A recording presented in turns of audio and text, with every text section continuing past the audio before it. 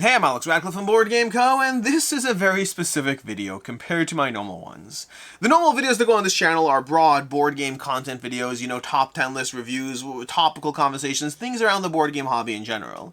This is very, very targeted. This is 10 ways to make content, 10 ways to make money as a content creator. That's what this video is. Top 10 ways to make money as a content creator, which means I really have three types of people who are actually interested in this video. The first is aspiring content creators or actual content creators, people who may get into content in the future, in which case this is a helpful set of steps of things you can be mindful of ways to make money in the space, ways to pay the bills as you take on this job or hobby or whatever it is you're trying to do. The second group of people are those who are just interested in things that go on behind the scenes. How does it work? How do your favorite content creators make money? You're just interested in being almost informed, but not necessarily relevant to your practical life. And the third are those of you who clicked play and are just going to keep watching because why not? And I appreciate you very much because it helps. Anyways, top 10 ways to make money as a content creator. I'm going to go through top 10 ways. I'm going to start with the big three, the most important three that are the cornerstones, I'd say, of how to pay your bills as a content creator. And then we'll go through the remaining. And the last one is unfortunately a often necessary one. But before we dive into the actual top 10 ways, it's worth knowing that content creation in general, board game content creation more so, is not an easy way to pay the bills. It's barely an easy way to not lose money, let alone to make money, and it's very hard to turn it into a full-time job. Something Rodney Smith once said, which I really appreciate, I thought it was very on point, is he said that he always appreciated the fact that he got into content creation before anyone had it as a full-time job. And he did it for like 10 years, and then one day, it was a full-time job for him. But that meant that he walked into content creation never really having an aspiration, never having this goal to himself of, hey, one day I'm going to pay the bills with this. And that took a lot of pressure off.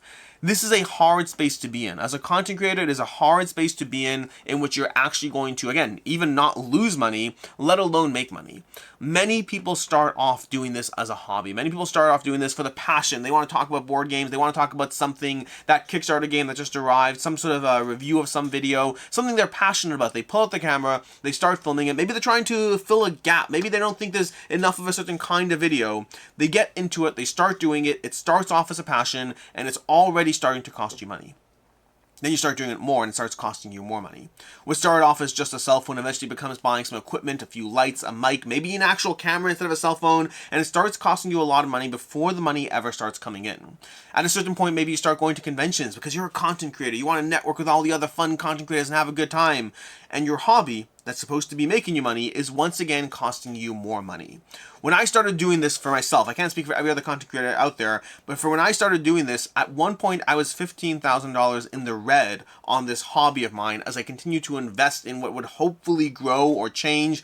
And I know many other content creators who are in similar positions, who are similarly debating how much money they're losing being a content creator, let alone making being a content creator. Now, make no mistake, I am very fortunately in a position where it is a job for me now, where I am able to make money, but that wasn't always the case, and for many people it's still not the case.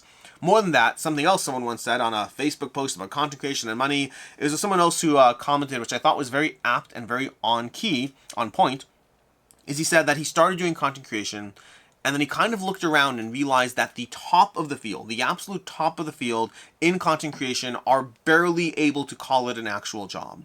Meaning the top of the field aren't millionaires, the top of the field aren't making bank, the top of the field in board game content creation are arguably calling it an actual full-time job. In most other industries, if you are the top of your game, if you are the best of the best, you are making millions of dollars. In most other industries, if you're a video game content creator, you're making millions of dollars. If you're the best, retailer, real estate agent, you're making millions of dollars. Whatever the job or career is, if you are the best of the best, you are usually making millions. In the board game content creation space, if you're the best of the best, you might be able to call it a full-time job. And it's worth understanding that this is a very passion-driven hobby. Many things in board games are, but content creation for sure so. And it's one that there are people who have been able to make money out of it. There are people who have been able to call it a job. And those people, myself included, are hopefully grateful for that. But keep in mind that even if you make it to the very best of the best here, it's still a struggle to even just call it a job. Your ambitions should be here. Your reasons to be a content creator should specifically be because you love the hobby. Because if you are the best of the best of the best, you arguably have a decent job. You're not making millions. And most people are not even getting to that point. With that said, let's go ahead and dive into it. How do you make money as a content creator? Now, this is obviously going to be biased by my own experience, the things I know. If you are a content creator, if I left something off the list, if there's something you think that is useful, please put it in the comments down below. I'll collect any notes or comments and put it into a single pinned comment if I think there are other useful ways that aren't covered in this video, because frankly, to some people, this video will be entertaining, but to some content creator, whether now or in the future, it might be a video that helps them actually decide how to turn their hobby and take it from something that starts off as a passion and to keep it going. And I think that is important, by the way. A big thing about content creation is I think that if you aren't making some degree of money off of it, don't forget full-time job, but if you aren't in some way getting compensated for the work you put into it, I think for many people, it will eventually stop being a thing you do. Passion can only take you so far. Your interest in the hobby can only take you to the point where you're trying to juggle your taxes and your job and your kids and your other things, whatever's going on in your life. All those things you're trying to juggle. At a certain point, something has to give, which is why I've seen so many content creators over the years start doing videos, and they last anywhere from 6 months to 3 years before they stop doing it because eventually real life hits. Those that keep doing it are usually those that have found some way to monetize the time they're putting into it, because it makes it that much easier to justify when it is a hard day, when you just don't want to film, when you're coming back from a long vacation and the idea of sitting down for 3 more videos is just work that you don't need to do and doesn't even benefit you. And so I think monetizing what you do is helpful, although it does come with some downsides. It comes with the downsides of the audience questioning where your allegiances lie. Who's paying your bills? Is it the audience? Is it YouTube? Is it publishers? There are concerns as far as your ability. There's a great quote I saw once that a lack of success breeds relatability. Relatability breeds success, and success breeds a lack of relatability. It's basically this arc you can sometimes find yourself on, where you're this indie scrappy content creator who's putting up videos and everyone loves you, and then eventually at a certain point, because of that, you start growing, you start attracting attention, and suddenly you're more successful, and suddenly you actually are able to operate in a way that's more sustainable, but that can breed that lack of relatability. It's a vicious cycle, and it's one that's hard to power through. But with that said, with this way too long preamble, welcome to Board Game Co., I sometimes do that, but with that way too long preamble out of the way, let's start with the top 10 ways to make money as a content creator. Board game content creator specifically. The first and most reliable, the one that I think most people know, is, well, not necessarily most reliable, but I guess most reliable, but not necessarily the highest amount, I should say, is going to be ad revenue. Ad revenue in general is a thing that you can get specifically from YouTube. Some other platforms do have some programs in which they'll pay you in different ways, but YouTube is the only real platform that really makes it a consistent thing. Instagram will occasionally have some sort of monetary payout for Reels. I think TikTok finally started doing the same, but frankly, I'm not a TikTok expert, so take that with a grain of salt. But for the most part, the main platform that monetizes the content, that will effectively show ads and then give you as a content creator a portion of that revenue, is YouTube. YouTube is the main platform that does it. Again, others have some ways or things that they might get into, but it's not really, from what I've seen, from what I know, it's not really anything consistent. It's barely there. But YouTube is going to be the main platform that does that. Once you hit 1,000 subscribers, and I believe it's 4,000 hours watched in the year, I think it is, I have to double check the metrics. You have to get a certain number of hours watched and a certain number of subscribers, and once you have both those things together, YouTube will put you onto the monetization program. There is another way to do so with shorts, where you have a certain amount of shorts views if that's your preferred content, but in general, YouTube will eventually monetize you, and then the ads that are being shown in your videos, you'll get that ad revenue. Not all of it, YouTube takes its own cut, but you'll get some of it, YouTube takes some of it, and you'll get a cut of the various ad revenue. This is not a great way to make money unless your views are up there. You need, just to give you full transparency on my own numbers, and every channel will be different, but on my channel, I have around 500,000 views a month. So around 500,000 views a month translates into roughly around $2,000 of ad revenue every single month. That's 500,000 views to $2,000 of ad revenue. I believe the general metrics I've heard is that every 5,000 views, every million views translates into around $1,000, and that number math out. I might be counting YouTube memberships in that number, because I get around $2,000 a month from YouTube, but I do have YouTube memberships in there and super chat, so it may not be exact. But again, even in my case, even in a what seems like a good number scenario, 500,000 views a month translates into roughly $2,000, and many channels are not getting 500,000 views a month. If you're getting 50,000 views a month, that's $200, which is nice, but it's not really paying you all that much for those videos you're putting into in terms of the time. But it still is something. It still is nice. Being monetized is a nice badge of honor for any channel. It's a nice moment where they're able to finally sit there and say, yes, I'm going to cash that $7 check. And while it's only $7, it matters more. It does. Speaking of someone who's been in this space, who's who's gone through this, there is something special about cashing that $7 check, even though you could literally just not buy that Starbucks latte and it's the same difference, but there's something nice about it. It feels like money you've earned, doing something you're passionate about, and so ad revenue is going to be a big one. And again, if you're a larger channel, you can be making thousands and thousands of dollars. You're making $20,000 a month. You can be making hundreds of thousands of dollars a month if you're not a board game channel. But in the YouTube space, in the board game YouTube space, you're probably looking at anywhere between $10 a month to a few $1,000s a month for your ad revenue directly from YouTube. Number 2 is going to be member support. This, whether it's Patreon, whether it's Ko-Fi, whether it's YouTube memberships, member support is the idea that people sit there and say, hey, I value your content enough that I'm going to give you money every single month because I appreciate the videos you put out that are otherwise free. The thing you put out there and that I benefit from and I'm not paying for, I want to give you something for it. And make no mistake, obviously watching, liking, sharing, commenting, all those things do help your favorite YouTuber grow. Whoever your favorite YouTuber is, any of those things do help. They help the algorithm. Sharing a video to a group, commenting it, starting a discussion in a Facebook group around, hey, did you see this video? What do you think of that? Commenting the video, liking the video, all those things are all things that help the algorithm, they help engagement, and they will help your favorite YouTuber. And so will monetary support. Not that you have to do it in any way, shape, or form. Pick and choose. I think most people watch a lot of content creators, and most people have a limited budget for giving away money for free. I think I only support 2 channels myself right now. I usually mix it up and go through the cycles and arcs, but in general, I respect the fact that most people won't support. Most people will benefit and engage in other ways, or just appreciate it, and that's it. And that is what it is. It is totally fine. Again, on my end, I'm not judging. I watch dozens and dozens of channels, and I usually only support 1 or 2 at any given time, so I'm not judging by any means. But in general, you can expect somewhere in the range of 1 out of every 1,000 viewers to monetarily support you with a regular monthly subscription. Those numbers will vary by channel, they'll vary based on what you do, they'll vary based on a variety of factors, but for every 1,000 subscribers or viewers or whatever it is, you're going to have roughly one person who sits there and says, you know what? Your content's worth $5 a month to me. From there, if you are starting for the first time, I do recommend Ko-Fi. Ko-Fi is going to give you the best return on the amount of money you get back as a content creator relative to the amount that the platform takes out.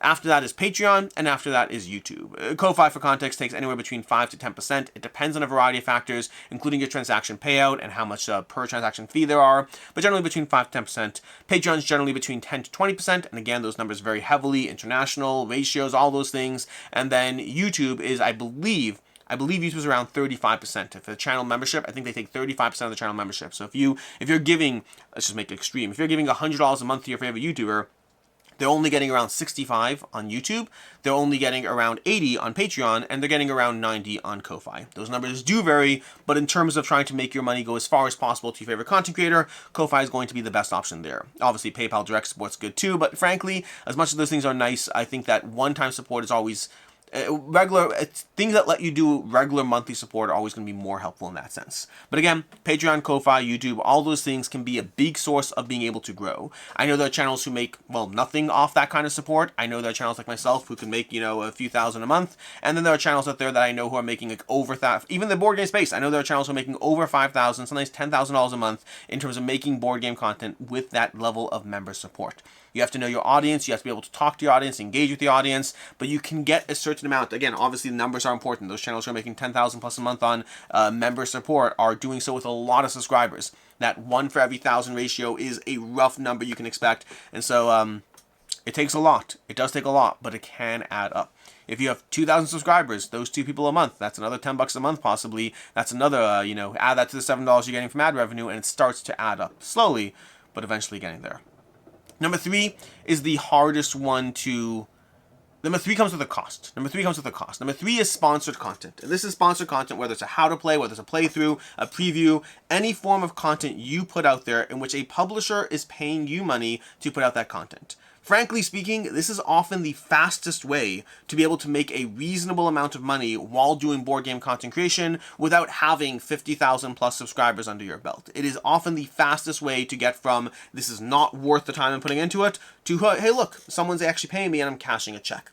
It does come with a cost and a trade-off. It doesn't matter who you are. It doesn't matter if you're a Dice Tower, if you're me, if you're any content creator. It does come at a cost, and we'll get to that shortly. But in general, doing sponsored content, how to plays, playthroughs, and previews, that type of content does does mean that a publisher is paying you a check, whatever your rates are. You should have a rate sheet. Ideally, put together a rate sheet. You can talk to other industry professionals. You can talk to other peers in the space, try to get a sense of what they do and or how much they charge and what their views are like and what their content's like. But in general, if you are willing to go ahead and do sponsored content with publishers, it means the publisher is sitting there and paying you for two things: the final product of what you're making, and then your audience as well. And you make no mistake, you are getting paid for the combination of both those things. You can make the best possible content ever, but if you don't have an audience, the only thing you're being paid for is the production, and someone has to share that. You're being paid for the production, but someone has to share that thing, which can happen. It can happen because maybe you're making the Kickstarter video, or the crowdfunding video. Maybe they'll share it on their own socials or their own page, on the product page when you go to the thing. There's many ways that they can share your content, but unless you have an audience, they're just paying you for the content. And the reverse is true as well. If you have a large enough audience, your content doesn't even have to be that good. They're just paying you for the exposure. You're still making the video, but they're paying you for the exposure.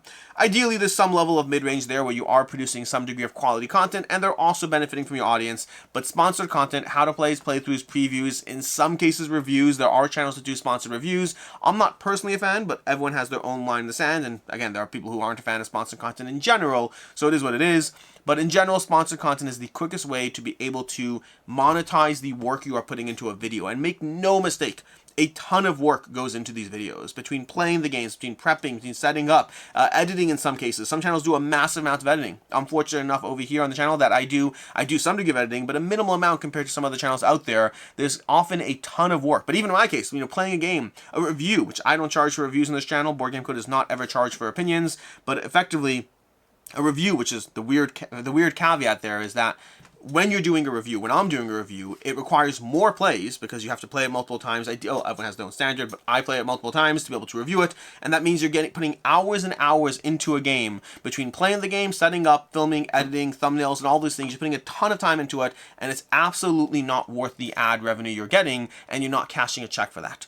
Versus a preview, frankly, takes less work. A preview you often have to only play once because you're not giving an informed opinion where you need to know the nuances. You just need to know how to play the game. It requires less work. It comes with a paycheck attached. It's a whole different conversation.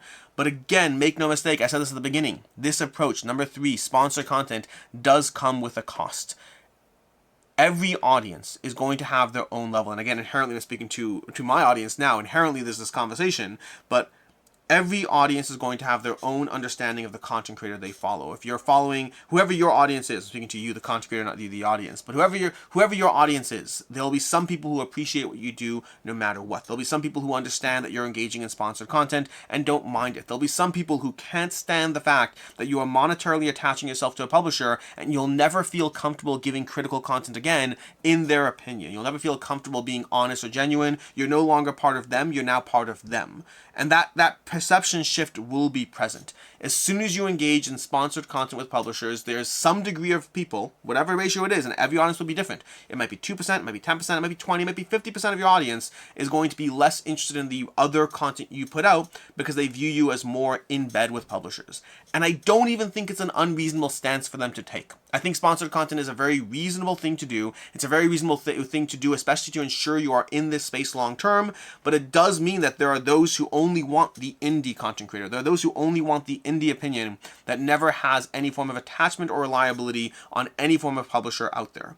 Now, I will say there's different and better ways you can do it. I do find the most egregious of this, the one that has the highest degree of pushback, is paid opinionated content. Paid opinionated content, I find that for most people, is the highest degree of like, how can I trust you if you're giving an opinion on this game, but you're cashing a check for that game? I'm not saying you can't be trusted, I'm saying it has the highest degree of pushback from the audience of that mixing the water, so to speak. And I get that. There have been times where I have done sponsored content in the playthrough and then separately done a review at the same time because I said yes to a review and then later they asked to sponsor a playthrough, and even then I'm not comfortable doing that. I've done it here and there. I will probably end up doing it again when it happens, but it's usually not my preference. I'm not uncomfortable with that blurred lines of monetary attachment while dealing with, an opinion at the same time. It's messy. It is a messy situation, and I understand the complication there.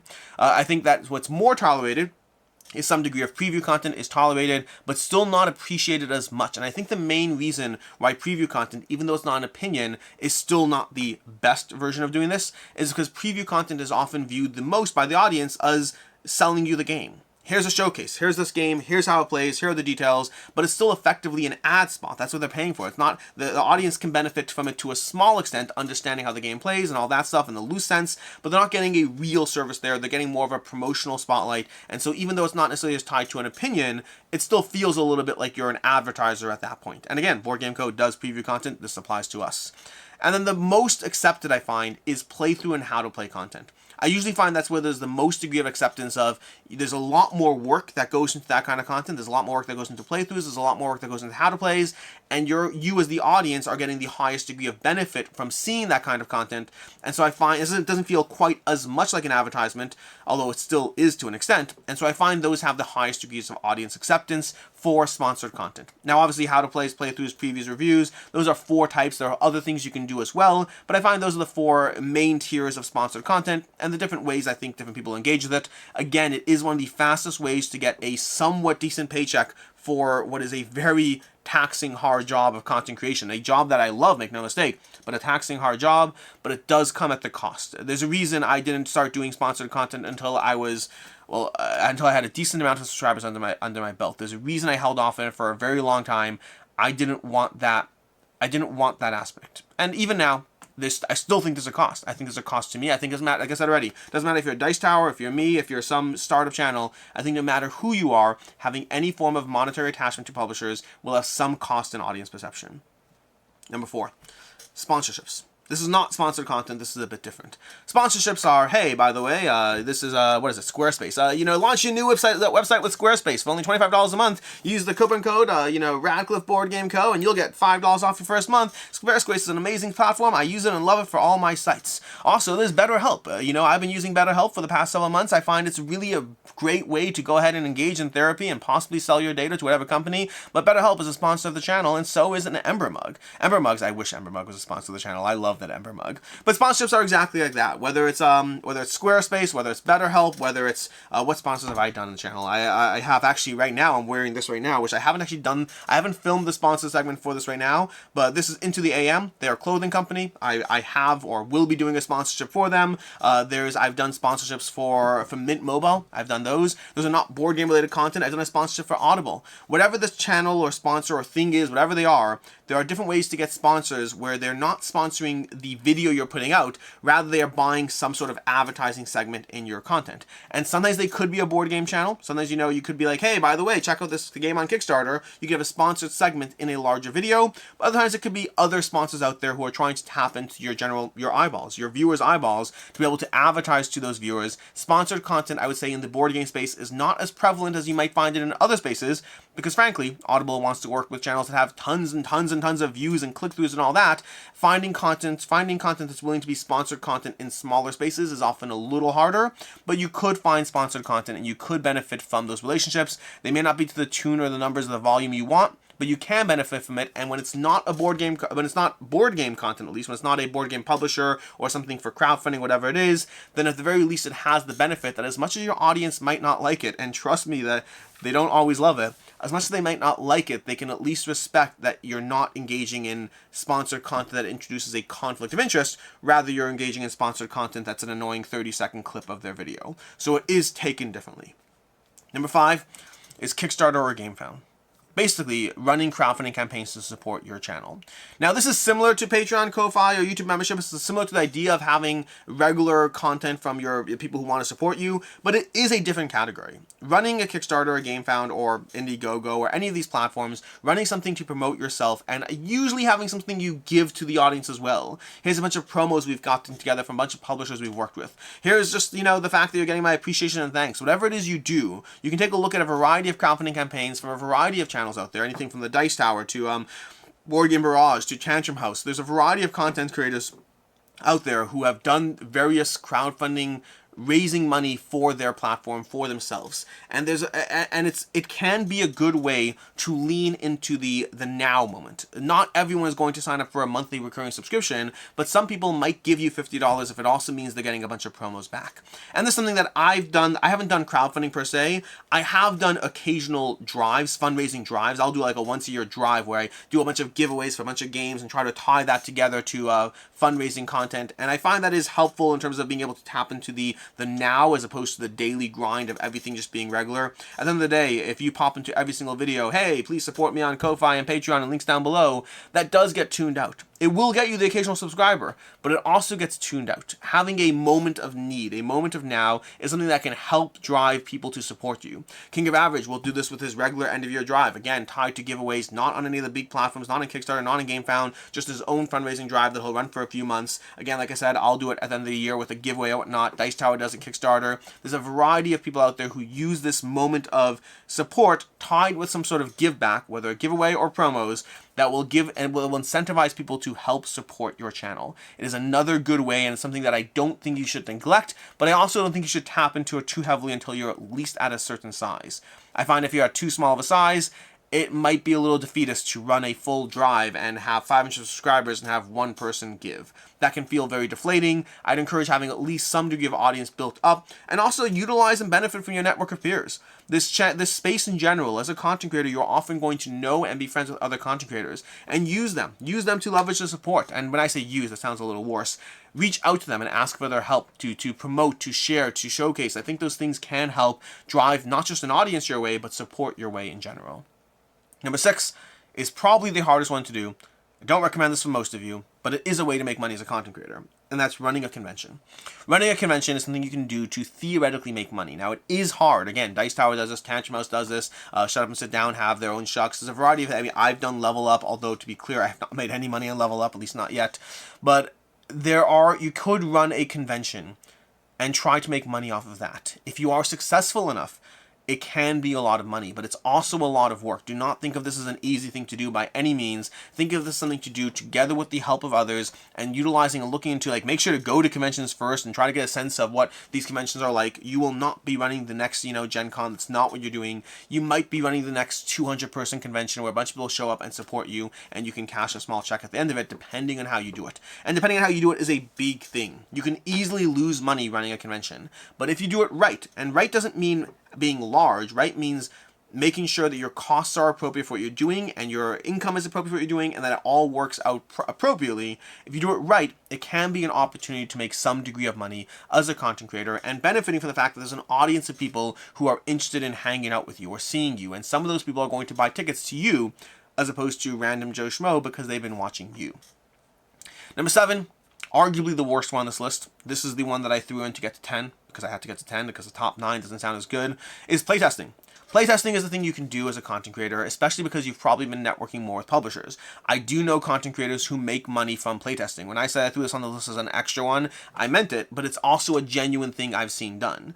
Playtesting in general is something you should start getting into. There are paid playtesters, and you might start to have that network. And you have to be mindful of the potential need for disclosure. Like if you started casting a check from company X for playtesting their game, and then you cover that game later, or even cover against that company, there could be need for disclosure there, so you want to be mindful of that.